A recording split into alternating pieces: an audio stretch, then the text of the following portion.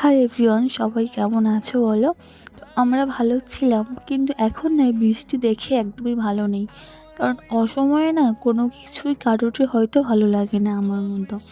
তো দেখো, এখন তো ঠান্ডাকাল মানে শীতকাল, এই সময় বৃষ্টি হলে মানে বুঝতে পারছি একবার, যখন বৃষ্টিটা কমে যখন রোদ বেরোবে না, এত ঠান্ডা পড়বে আর বলার কথা না।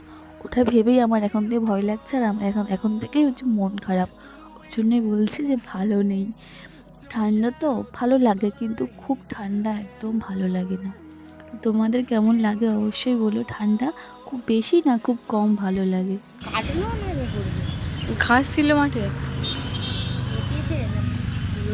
চলে আয় চলে আয়।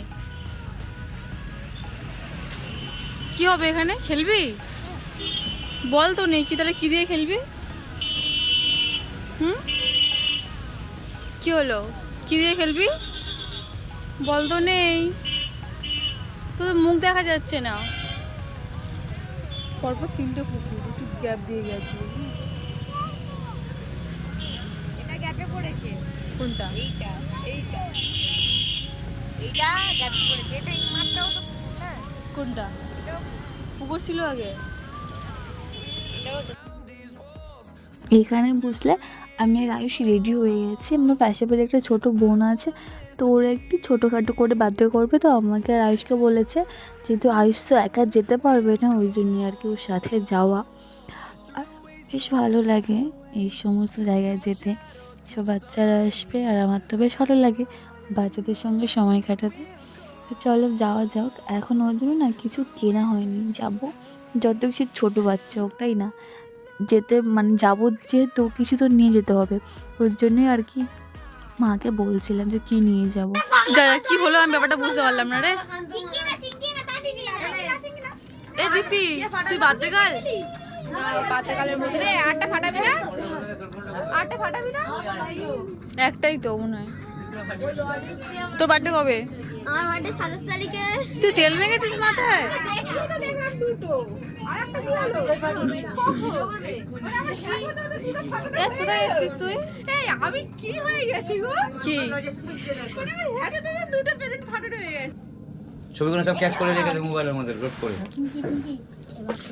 আমি ব্লগার বানাচ্ছি, এসে কি করব?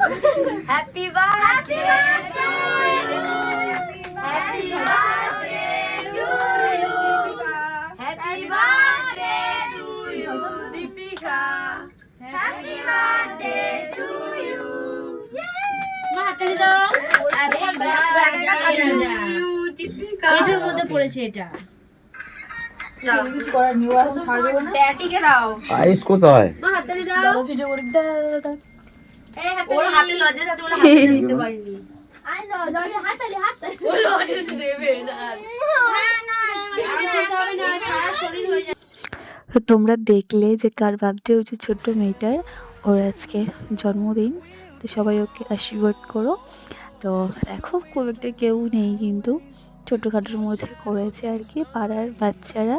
আর বাচ্চাদের বলেছে আবার আয়ুষ যেহেতু খুবই ছোটো, ওই জন্যে আমি এসেছি। আর জানো তো, এই জন্মদিন এত বেশি পালন বা কিছু যাই হোক না কেন, আমরা যখন না ছোটো ছিলাম এমন না দেখিনি। মানে বাড়িতে ওই পায়েস খাওয়াবে, ব্যাস ওইটুকুই।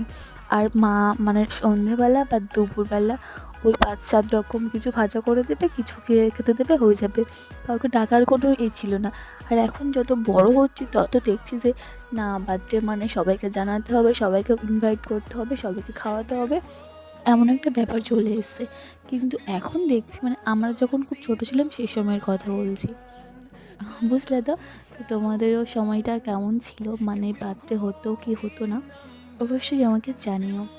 আর এখানে দেখছো আমি একবার বলেছি হ্যাঁ আমাকে কেক মাখা। হ্যাঁ, কেক মাখা না, কেকের ক্রিমটা সবাই তো মাখামাখি করে। হ্যাঁ, বার্থডে বাড়িতে এসছে, কেকের ক্রিম তো একটা নর্মাল ব্যাপার, সবাই মাখে। সবাই ভয় পাচ্ছে, বলছে আমার মুখে দিস না, আমার মুখে এই হয়ে যাবে সেই হয়ে যাবে।